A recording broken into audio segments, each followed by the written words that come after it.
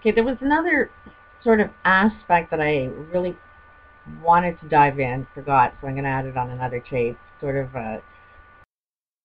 still that question of, is time and space inside consciousness or consciousness inside time or space? Response video. Continuing from the first part, and I started to talk about mental illness and um, uh, multiple personality is showing us who we are actually through our illnesses, our mental illnesses, because everybody that's suffering from a mental illness is not actually sick. What's actually happening, and this is sort of really insulting, and I'm sorry to anybody, but I'm sort of labeled probably mentally ill because a lot of what I say doesn't make any sense. And if it doesn't make sense to me or to the observer, and it's a matter of, is the observer judging me sane or insane, or am I the one that's sort of sane or insane for being able to see this picture or talk about these things every day and think, wow, she's kind of crazy. Um, uh, how we look at mental illness has to change, because what we do now is just heavily medicate and think that somebody with any form of mental illness just needs a lot of medication and, you know, try and function within society. Now, I don't know if that makes any sense to you or not, but mental illness is caused, everything is causal, everything from a quantum world and everything within this multi-dimensional experience of time and space within our personalities and influences and on behaviors within our societies that start back in history, that create our behaviors, our acceptable ways to sin, treating, you know, like it is bad behavior within our cultures. We form laws and rules and things that are acceptable within each one of our separate communities, and which are our cultures. And our cultures are the ones, there's global cultures, country, you know, in town, like family culture, there's many different levels of culture, but we have this culture within our medical world that says it's the patient that's the one that's sick, but it's not. If you heal the patient magically just gets better if you heal the community.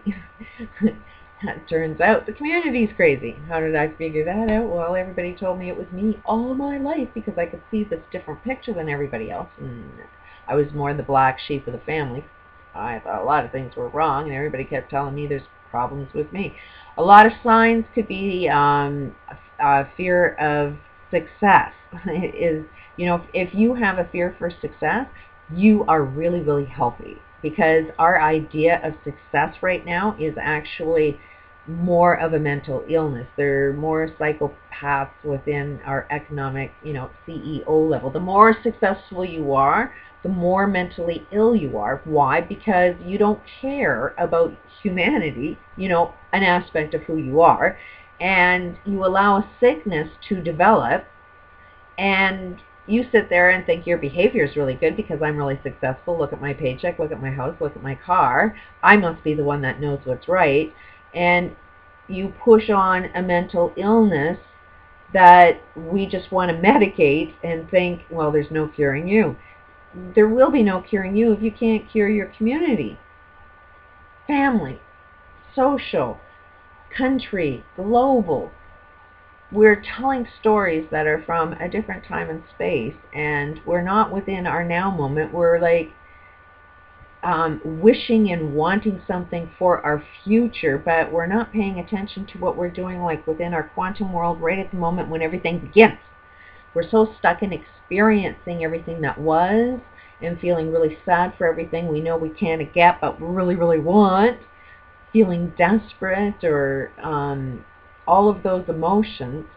To cure this planet, we need to understand consciousness, space, time, and then multi-dimensions of that, because we are running out of time, and we will either destroy ourselves. We're seeing a whole pile of animals die. I mean, I don't think that this is rocket science, but if you, first of all, look at all of the stuff we have that's, came from, everything was our natural resources.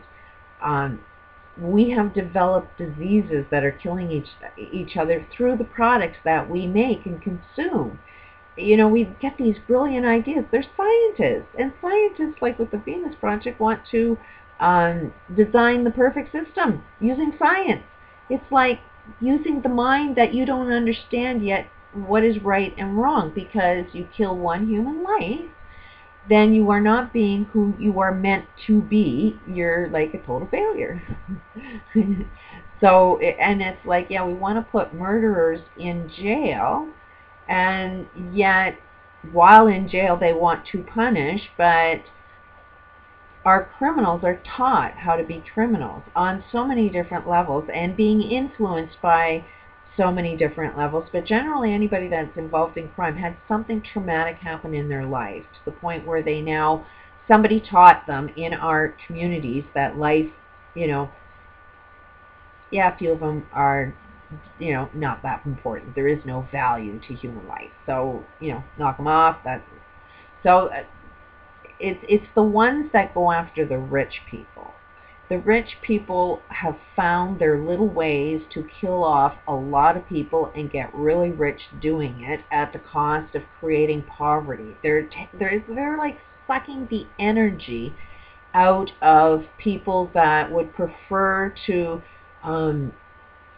treat each other with respect and love the planet, love nature. They're more right-brained, more loving people that, with them comes a lot of emotion, and they don't have control over their emotions, and they can be influenced by the things we can't see even more, and the things that we can't see within this body form on a quantum level, and the bigness level too, is a negative and positive, and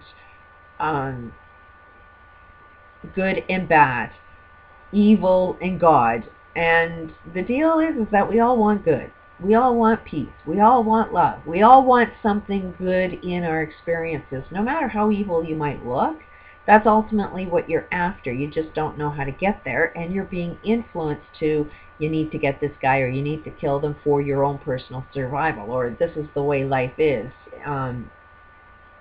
One way in your culture, you're creating every behavior that we dislike. And it can't be the, if we go around blaming everybody, it's like we're all guilty, even me. So it's like you can't pick the guy that's at the top with all of the money.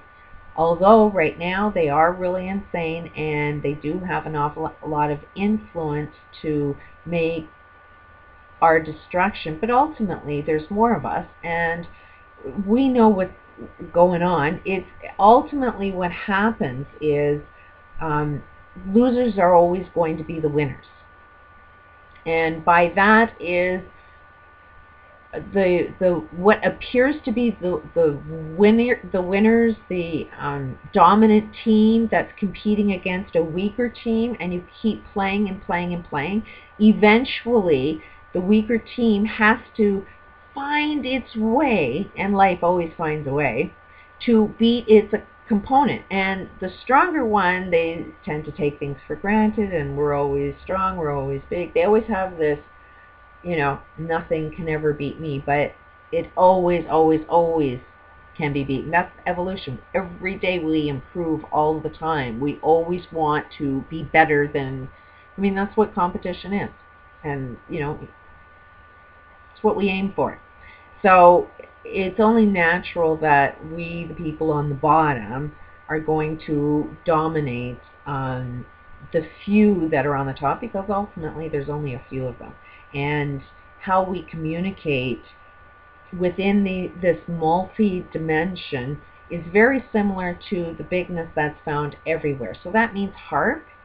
We function exactly like HAARP if we got in tune with who we are and understand our consciousness, understands your potential inside. Your full potential can actually do this. So you have to kind of understand how to tap into it, what the steps are, what the stages are, but there is a clear path in how that process could be done. And a lot of it, you know, I'm totally against the Bible, but there is a lot of truth in there, a lot of observations. And one of them is when more than one is in a room praying, it gives more energy to create the particles to move.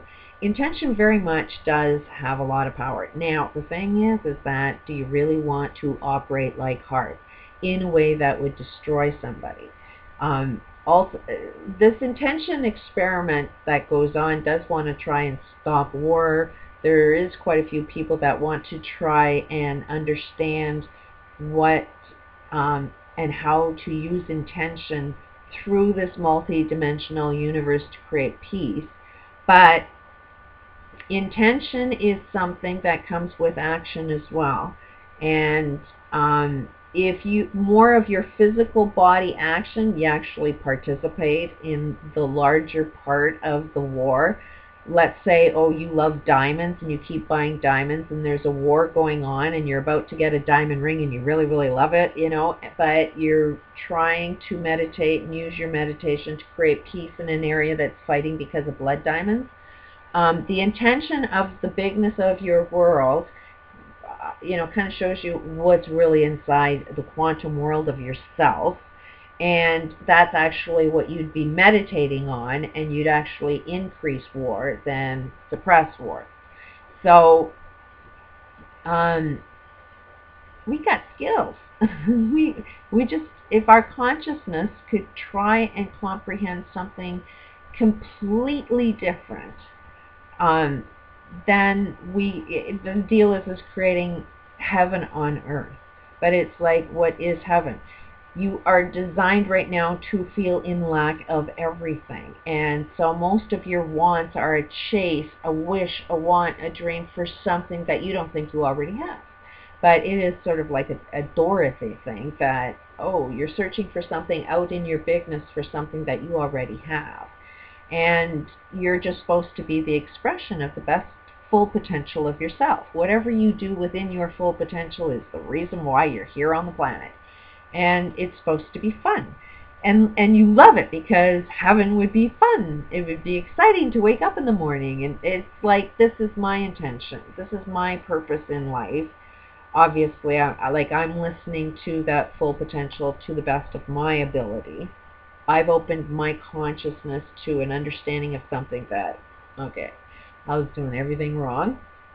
And sort of seen a bigger picture. And now it's a matter of finding the reasoning that controls my emotions, and that has a direct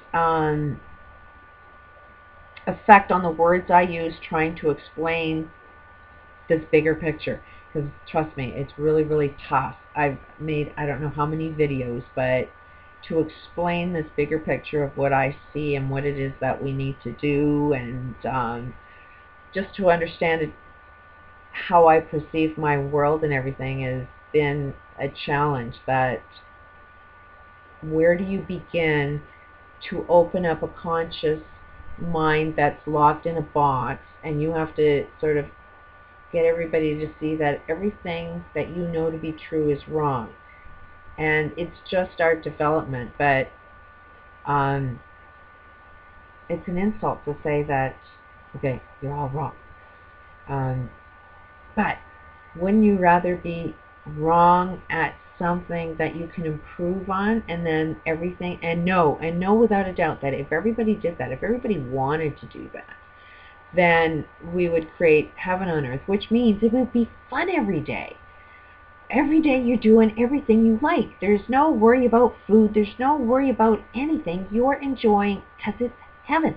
You just start describing what heaven is and seeing a connection. Does it harm my world?